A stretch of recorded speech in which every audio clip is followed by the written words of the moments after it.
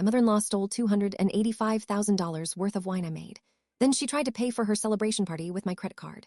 The ink was still wet when I felt that hollow click of a door closing, the one I thought led to freedom.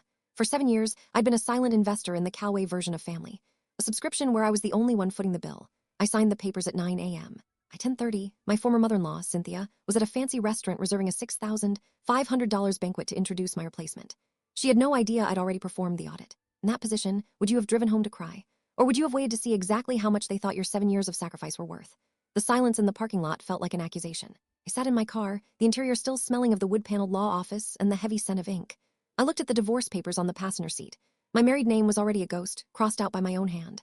My phone vibrated. It was Diane, my cousin-in-law, the only one in that entire family who still possessed a functional conscience.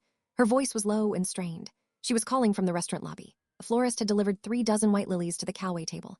My favorites. Naturally. Cynthia had moved with the precision of a hostile takeover, reserving the private room before I had even cleared the building. She was hosting a gala for 14 guests, and the centerpiece of the evening wasn't just the wine. It was a woman named Melissa, young, soft-spoken, already wearing a ring that looked suspiciously like a family heirloom I'd once been promised. I felt a dangerous stillness settle in my lungs. Not rage, something colder, the clinical temperature of an audit.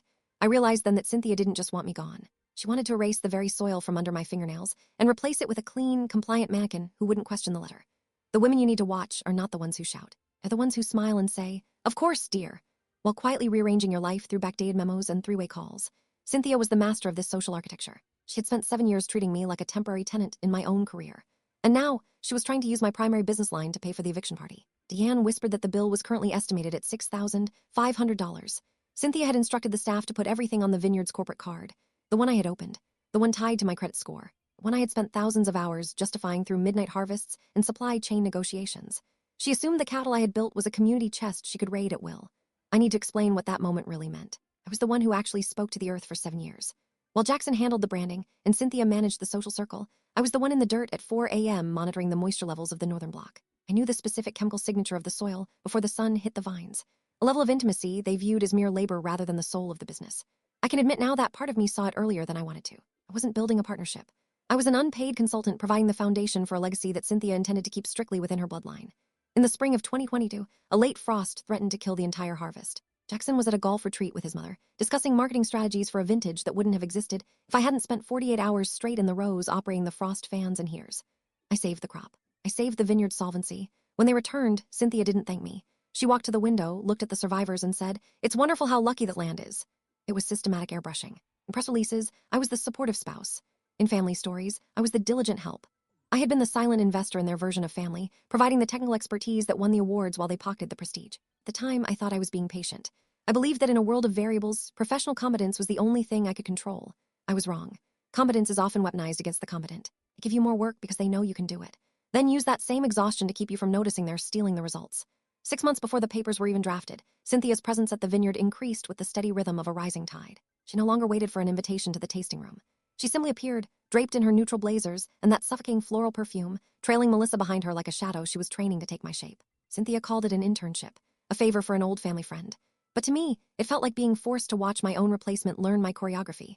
I started to notice yield discrepancies in the northern block. Minor at first, a few cases here, a fermentation log misplaced there. When I brought it to Jackson, he gave me that look of exhausted patience he had perfected. He told me I was overstressed from my recent promotion, that I was reading into things again. It is a specific kind of psychological tax being told your professional observations are actually emotional instabilities. It works like water on stone, slowly smoothing away the edges of your certainty until you can no longer distinguish between your sharp instincts and the dull hum of self-doubt they've conditioned you to feel. I caught Cynthia in my home office late one Tuesday afternoon. She wasn't moving things. She was holding her phone over my private fermentation logs, the light from the screen reflecting off her pearl earrings as she captured images of my proprietary data. When she heard me, she didn't flinch. She just smiled that department store smile and said, "I was just admiring your dedication, dear. Melissa could learn so much from your meticulous nature." I didn't argue. I didn't scream. I simply walked to the supply closet to find a new ledger, a mundane errand for a mundane day. But there, tucked behind the extra printer cartridges, was a manila folder I hadn't seen before. It was pristine, new, labeled in Cynthia's precise script. Inventory liquidation, Alyssa's share. I stopped being a wife that Tuesday afternoon. I stood in the supply closet, the folder cold against my palms, feeling the weight of 7 years of miscalculation. I didn't confront Cynthia or Jackson. I knew from years of managing high-stakes vineyard logistics that an emotional outburst is merely noise in a professional negotiation. It's a distraction that the predator uses to recalibrate. Instead, I began to move with the same clinical precision Cynthia had used to trap me. I hired a forensic accountant named Gerald Sims. He arrived at the estate under the guise of an irrigation consultant. For 3 weeks, while Cynthia was busy helping Melissa choose the right linens for the estate, Gerald sat in my back office tracing the digital ghost of my labor. On the 22nd day, Gerald laid out the letter of my betrayal. He discovered the shadow vintage. My own harvest reports, which Cynthia had pressured me to sign in haste, indicated that $285,000 worth of premium Cabernet grapes from the Northern Block had been lost to early season frost. But Gerald had cross-referenced my soil sensors and sugar level logs. The data didn't lie, even if the family did. The grapes hadn't rotted. They had been diverted, bottled, and stored under a shell company Cynthia had registered in the next county over. Knowledge lands differently when it has a number on it. $285,000 wasn't an abstraction. It was 7 years of my life stolen while I slept. It was the physical embodiment of every 4 a.m. alarm I had ever set and every midnight frost I had fought alone. I realized then that the divorce papers weren't just a sign of a broken marriage. They were a timed financial maneuver. Cynthia wanted me legally detached from the vineyard's assets just before this lost wine hit the high-end market. I had been the silent investor in their prestige, providing the technical soul of the brand while they prepared to liquidate my share of the harvest. I sat in my office, the familiar scent of Cynthia's floral perfume lingering in the hallway like a territorial marker. She hadn't just replaced me in her son's life. She had systematically robbed me of my career's greatest achievement, and she expected me to walk away with nothing but a signed settlement and a polite, "Of course, dear." I took the heavy brass master cellar key, the one Cynthia had spent years trying to rotate out of my possession, and pressed it into the lock of the boarded-up annex. Cynthia had claimed the foundation was settling, and the space was structurally unstable. Inside, the darkness was occupied by hundreds of bottles of the Northern Block Cabernet. The $285,000 lost harvest. They weren't just stored. They were ready for distribution. The label was minimalist and expensive. It read, "The inspiration, Melissa." I didn't break the bottle. I didn't even feel the heat of an impulse. I felt a profound sense of tactile clarity.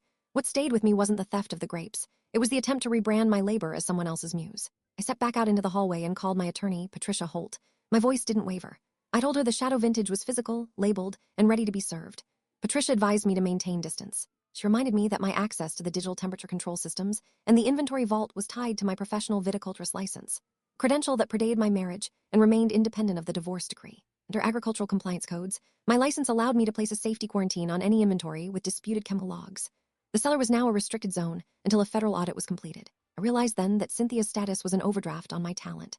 She had spent 7 years treating my expertise like a family perk, never realizing that the master key was more than a physical tool. It was a legal boundary she couldn't charm her way across.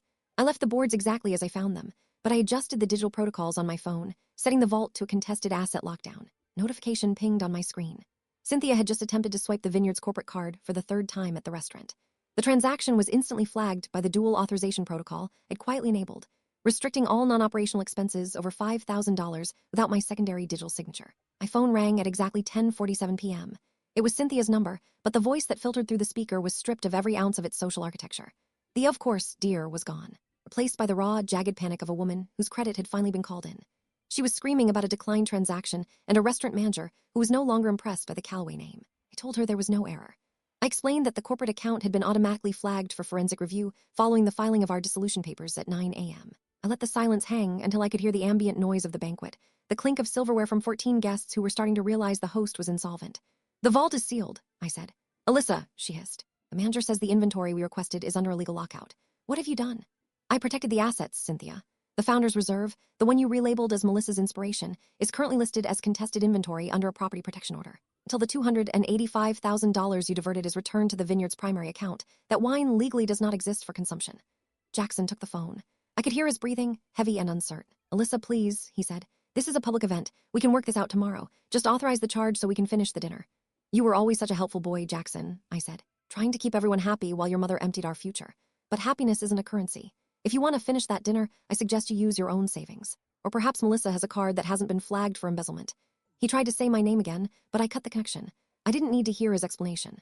I had spent 7 years interpreting his cowardice as a form of kindness, but I could finally see the ledger clearly. He had knowingly co-signed the fraudulent harvest reports. That made him the most dangerous enabler of them all. Cynthia's last text arrived seconds later. "You'll never work in this valley again." I didn't respond. I didn't need to work in her valley. I carried the intellectual property of my own methods, the mastery they could never replicate without my hand on the vine. 6 months have passed since I watched the Callaway empire realize it was insolvent. The district attorney's office declined to pursue criminal charges against Cynthia, but the civil resolution was absolute. Cynthia was forced to liquidate her personal trust and sell her remaining shares to repay every cent of that $285,000, plus interest. She paid only when her social capital was at risk of total market collapse. Sometimes that is what justice looks like. Not a gavel, not a sentence, just a paper trail that follows a person permanently and a door that closes quietly, never to be reopened. Jackson moved into a small apartment on the other side of the valley. He sent one email 3 weeks later, 2 paragraphs of careful language claiming he was sorry. I read it once and did not respond. It was an explanation, not accountability. I have learned to tell the difference between a genuine apology and an attempt to restructure a bad debt. My new position as regional director for a sustainability nonprofit requires everything I have and returns it with interest. I manage 12 people now. My office has a view of the mountains that no one can photograph and claim as their own. I arrived home in the dark to this house, and the porch received me the way the vines used to.